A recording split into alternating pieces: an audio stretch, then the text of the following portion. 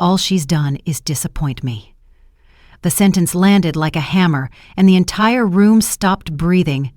It didn't matter that he didn't raise his voice. He never had to. Frank Carter had long ago learned how to use silence as a weapon and volume as a scalpel. His words didn't echo, they sank. Deep, uncomfortable, permanent. The air in the Clearwater Community Hall, already thick with the scent of fried chicken and brass polish, turned heavier with shame. It had been years since I stood under the same roof as my father, let alone on shared ground that echoed with his judgment. The building hadn't changed. Same brown paneling, same chalky white fans spinning too slow to matter, same folding chairs and paper banners. It was the kind of place that hosted bingo nights and Sunday potlucks, not public executions. But here I was, a grown woman in a borrowed world reduced in a sentence. I hadn't expected a parade, just civility. A nod, maybe. A handshake, if we were feeling generous.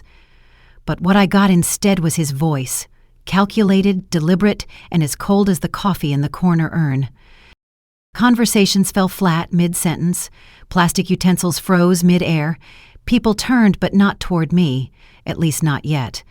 They looked at him first, the man they knew, the man they respected. Frank Carter stood near the front, broad-shouldered and ramrod straight despite the years. His khakis were pressed to a knife's edge, his shirt tucked and his belt polished. He looked like he belonged on a recruitment poster for a war that didn't end. There was a confidence in his posture, the kind that didn't ask for space but assumed it. His presence wasn't just visible, it was gravitational. And then he placed one hand on the shoulder of the man beside him. "This," he said, letting the word hang like a verdict, "this is what a real soldier looks like." The man beside him was younger, maybe in his early 30s, strong jawline, short hair, skin tanned from the sun. Not vanity. His shirt hugged his frame like it had been tailored for discipline, not style. He stood with the posture of someone who still believed in orders, clean, tight, precise.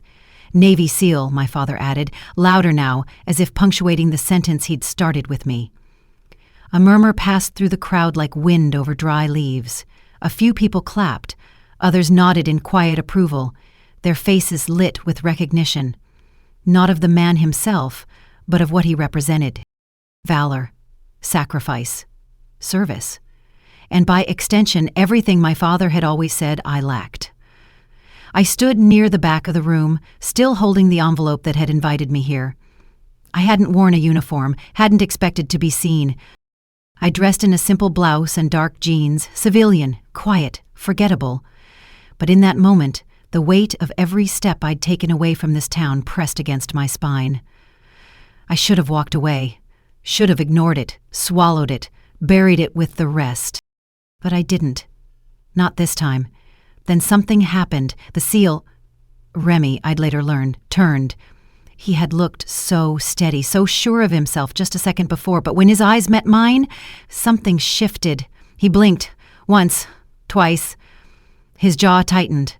And then, with a voice barely above a whisper, but clear enough to carry through the stunned silence, he asked, "Are you the Black Widow of the SEALs?" The name cracked through the air. People straightened, heads turned. A veteran, too, rose up, sat forward, a hand tightening on his knee. Near the back, someone knocked over a styrofoam plate. A child tugged at his mother's sleeve and whispered something inaudible. I didn't speak. I didn't have to. The silence did the work for me. The name, Black Widow, did the rest. It wasn't a nickname you threw around lightly. Not in our world, not unless you knew exactly what it meant. And from the look on Remy's face, he knew. Maybe not the full story, but enough. Enough to realize that the woman his mentor had just humiliated was no civilian, no fluke, and certainly no disappointment. Across the room, my father's face stiffened. His hand dropped from Remy's shoulder, slow and unsure. His eyes darted between us, between the young man who had clearly just recognized something, and the daughter he thought he'd buried in forgetfulness. He didn't know. He truly didn't know. And now the room was beginning to shift. Not all at once, but perceptibly. People who had once looked only at him began to glance toward me, not in pity, not in shock, in recalibration. Near the front, a boy, maybe 12, leaned toward his father. "She's real, right?" His dad didn't blink. "Looks that way. Are you the Black Widow of the SEALs?" The room didn't breathe. Avery didn't answer. She didn't have to. It started with envelopes, cream-colored, hand-addressed, stamped neatly in the upper right corner. I used to wait weeks for them to be opened, but they always came back, forwarded once, then returned, marked in red sometimes, recipient moved, other times, in that sterile inked box, refused. I stopped counting after the 5th. I was 24, deployed in Kandahar, and thought maybe the problem was the postal system. Or timing, or maybe the letters just got lost in the noise of war and dust. But by the 7th, I knew better. It wasn't the mail, it was the message. He didn't want to hear from me. And my mother was gone by then, her voice replaced by silence, her birthday forgotten in my father's calendar, her photo moved to a side shelf as if grief was just clutter to be boxed up. I had no one left to write to. Still, I tried. I kept the returned envelopes in a shoebox under my bunk. Not out of sentiment, but as proof. Evidence that I had tried. In Clearwater, people still talked about the Carter family as if it were a symbol. A legacy. My father, Frank Carter, had served 25 years as a command sergeant major. My mother, Margaret, volunteered at the VA and organized blood drives. Together, they were the town's pride. But me? I was the ghost in the photograph, cropped out of conversations. "She's away," they'd say, not deployed, not in Canty, just away. As if I'd chosen absence, not duty. I remember the first time I walked back into our old house after boot camp. It was Thanksgiving. I brought home a 6-month-old mutt I'd trained in the canine unit, a wiry little shepherd with one torn ear and eyes too old for his age. My father opened the door, stared at the dog, then at me. "We don't do strays," he said, and turned away.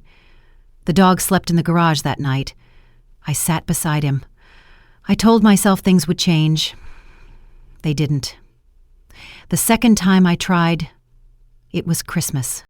I sent a letter ahead. He never responded. When I knocked, he opened the door, then gestured over his shoulder. "Your brother's inside," he said.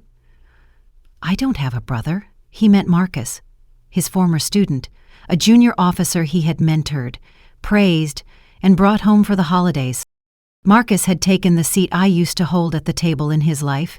He wasn't blood, but he was what my father wished I'd been. Male, military, malleable. That night, I didn't stay long. I stood in the kitchen for 10 minutes, the same space where my mother once taught me how to braid pie crusts. Marcus sat at the table with my father, laughing over some old deployment story. Neither looked up. There was a place set for 3, but no one invited me to sit. That's the thing about being erased. It doesn't happen all at once. It's a slow unwinding. A name not mentioned, a story retold without your part in it. A photo turned slightly so your face catches the glare. By the time I left Clearwater the last time, I didn't say goodbye. I packed what was left, mostly uniforms, a few dog tags, and the shoebox of returned mail. I stopped writing after that. I didn't come home for a funeral, didn't come back for Father's Day, and when they sent the reunion invite last month, I thought it was a mistake. A technical glitch, my name printed out of habit. But then I saw the note at the bottom. "We'd be honored to see you. Sincerely, Clara Dwyer." Clara had known my mother. She used to bring us cinnamon rolls on Sundays, even after church stopped being mandatory. Her handwriting hadn't changed, and something in it felt real, so I came.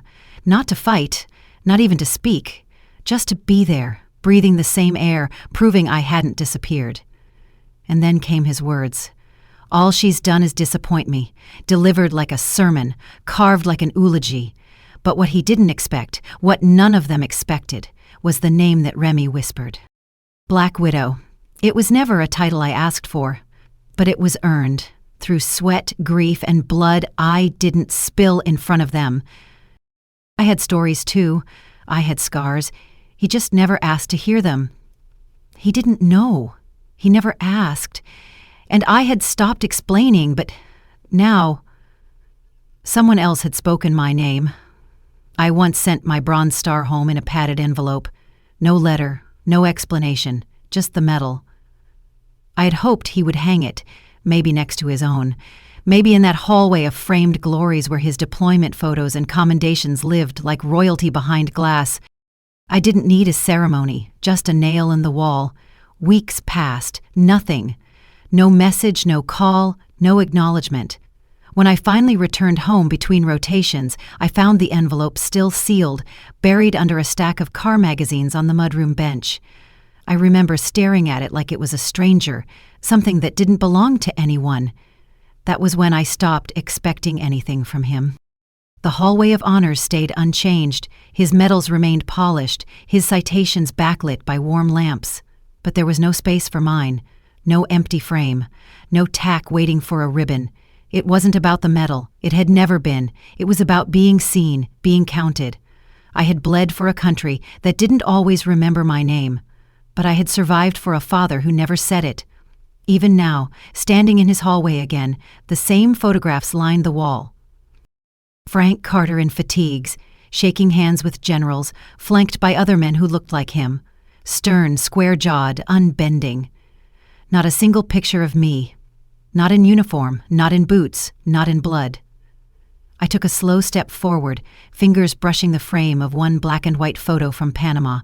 He was younger there, smiling, proud of himself, proud of the image. My mother must have taken that one, back when her hand still filled this house with motion, rolling dough, folding blankets, writing lists on the fridge in loopy cursive. The kitchen behind me was cold now. The oven hadn't been used in months. A cast-iron skillet sat on the stove, untouched, a thin layer of dust dulling the handle. I hadn't meant to come here.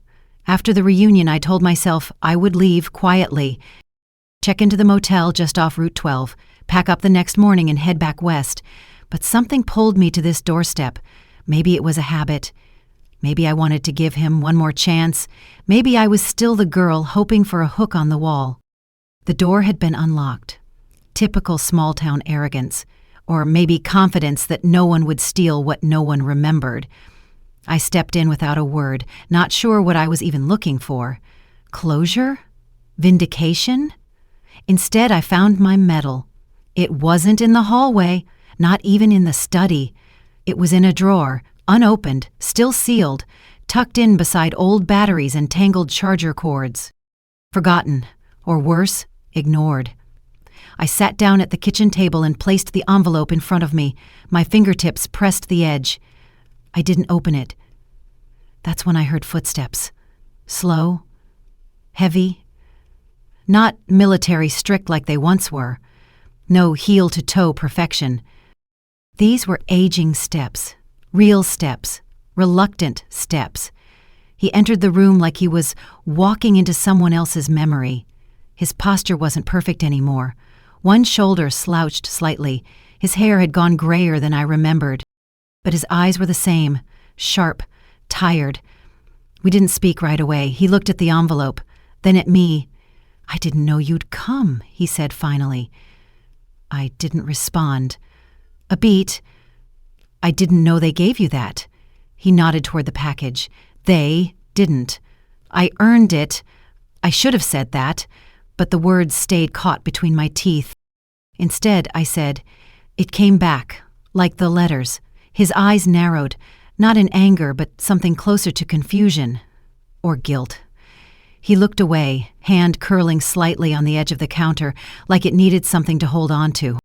"I didn't open them," he said after a pause. Didn't know what to say back. I let silence settle between us, the way it always had. The kitchen clock ticked softly. "You didn't have to say anything," I said. "You just had to show up." He didn't answer. I stood. "Don't worry, I won't stay long." Then his voice came, quieter. Was it real? I turned, confused. The name, what that boy said. Black Widow. He couldn't say it without discomfort, like it scratched his throat on the way out. Yes, I said. His face twitched, almost a wince. I didn't know. No, I said. You didn't ask. You didn't ask. And for the first time in years, he didn't have anything to say back.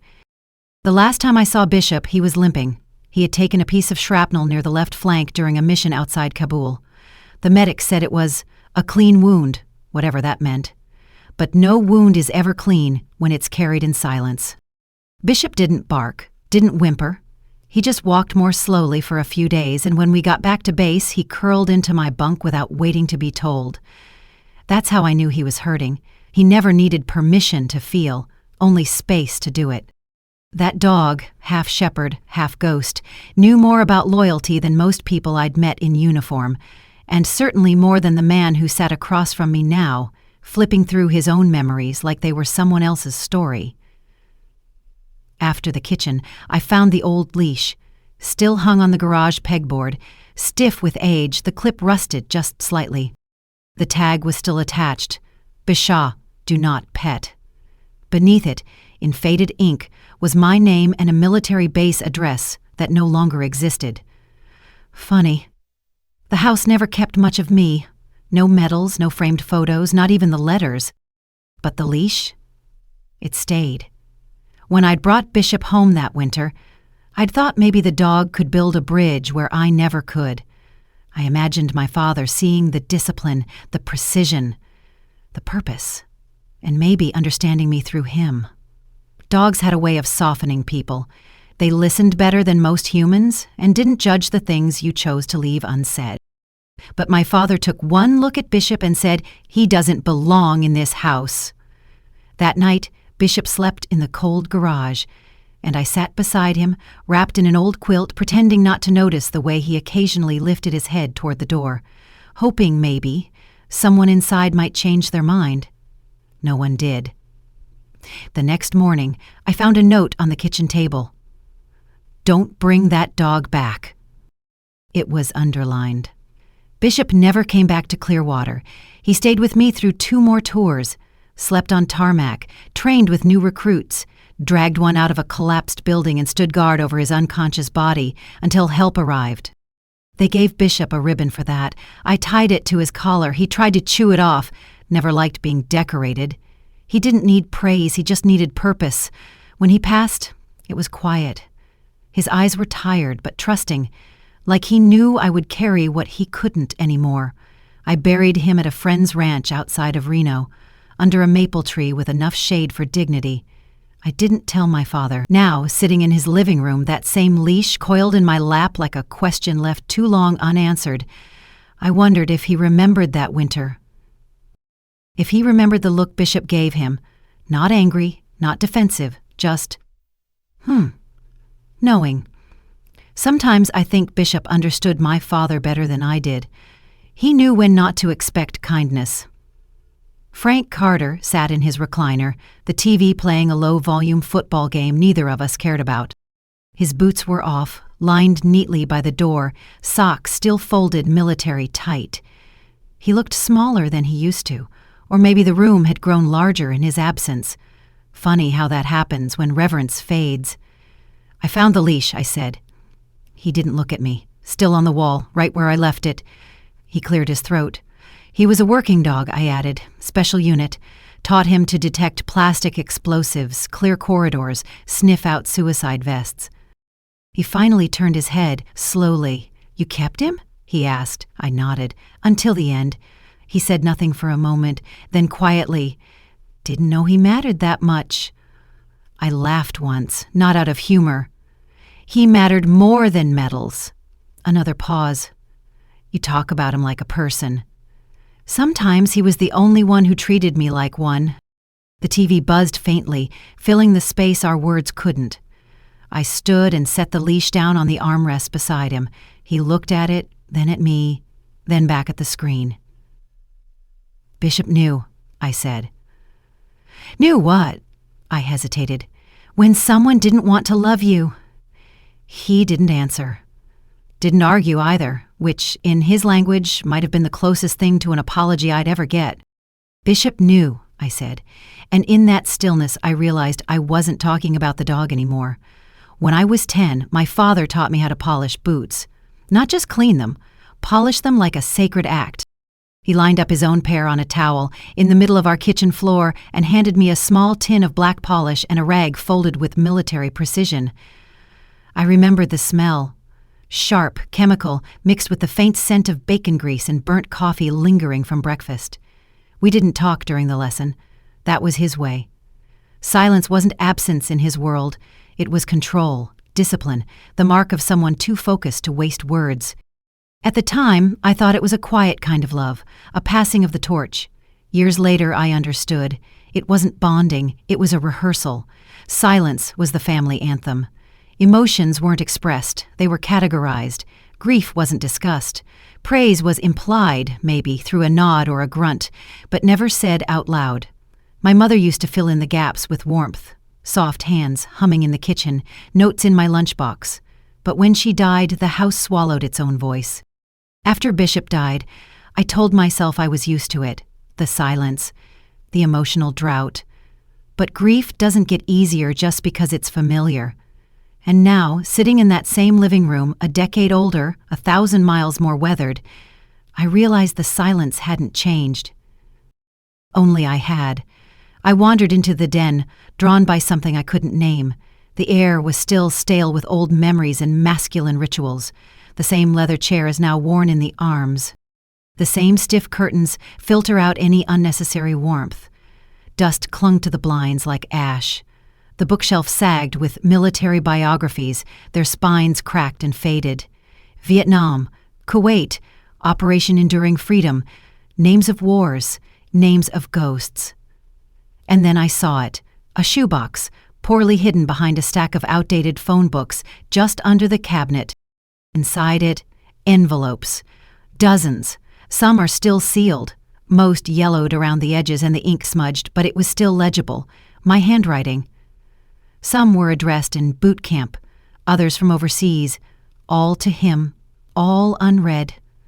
Among them were cards from my mother, holiday greetings, notes from neighbors, sympathy letters after her death. He hadn't opened those either. I sat on the carpet, the box in my lap, feeling like I was holding the remains of a relationship that had never been allowed to live.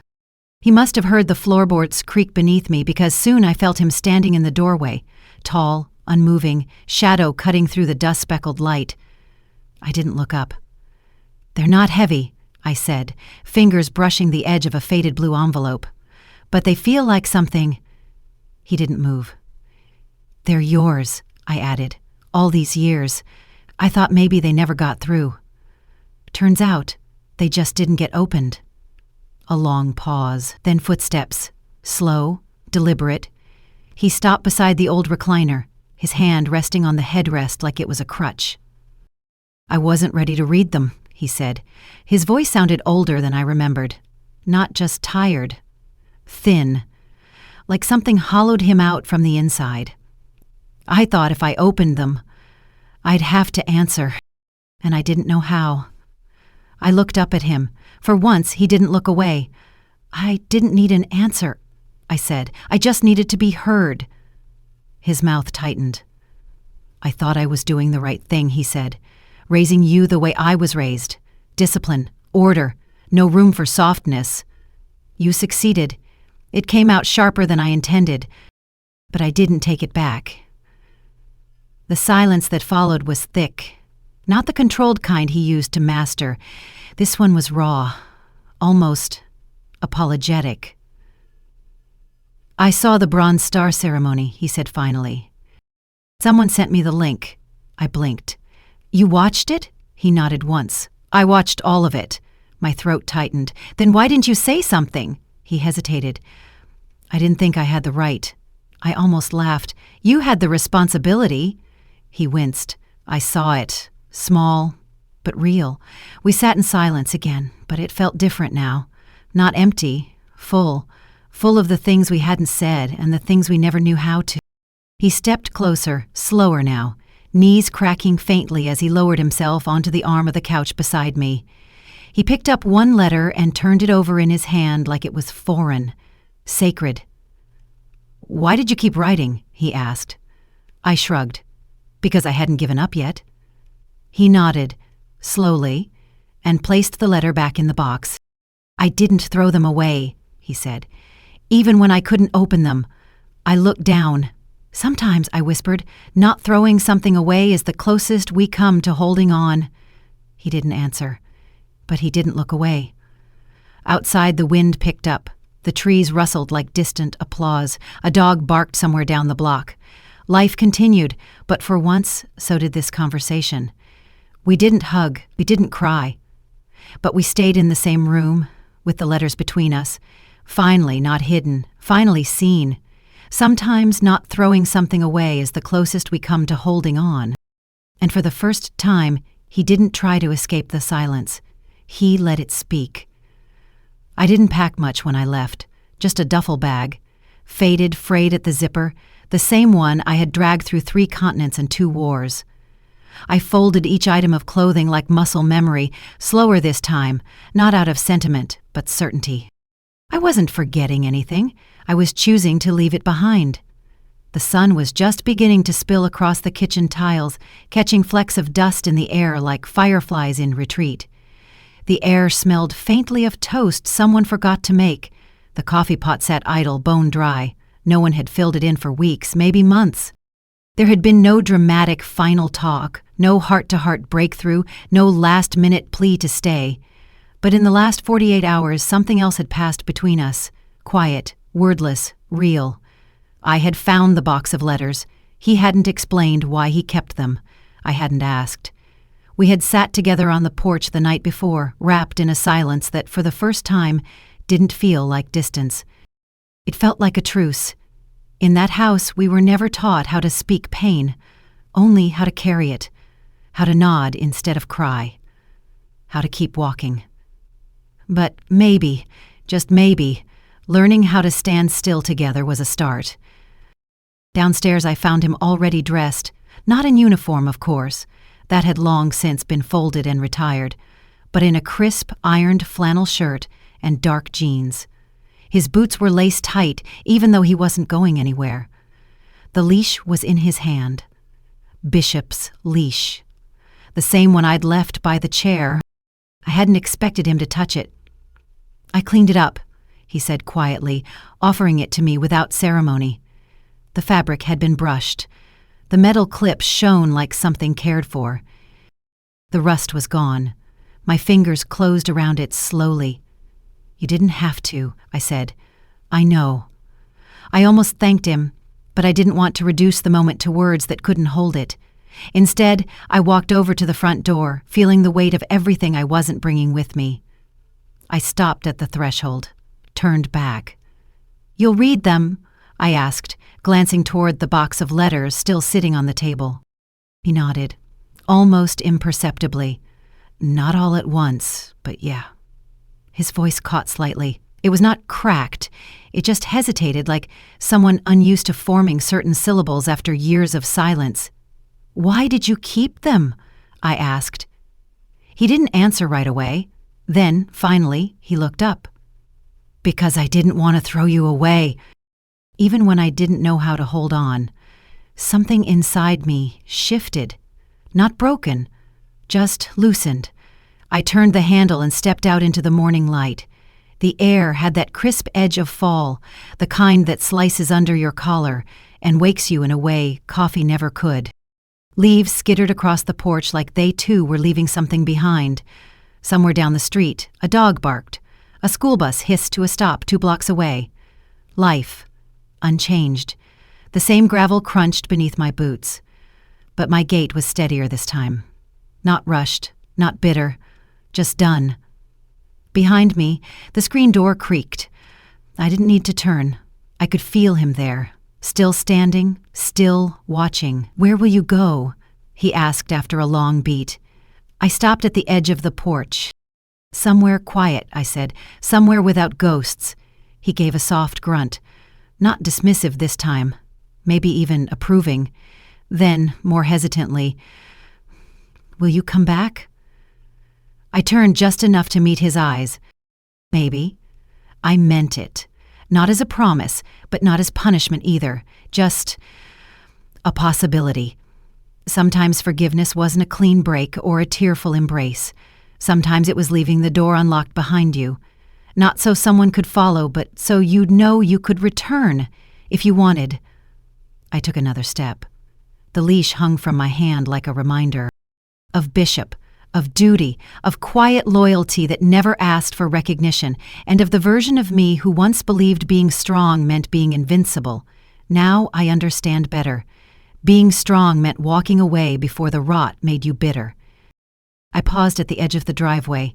The old truck still sat in the side lot, unmoved, tires soft, windshield frosted. I didn't plan to take it. I'd arranged a ride into town, no dramatic exits, just motion. I turned back once, one last time. Frank Carter stood in the doorway, not tall, not proud, just present. He wasn't saluting, he wasn't commanding. He was simply there, watching, not trying to stop me, not pretending he had nothing to say, just letting me go. This time, it wasn't rejection. It was released. A quiet, necessary surrender. I didn't slam the door shut behind me. I didn't look back a second time, because this wasn't an escape. It was freedom.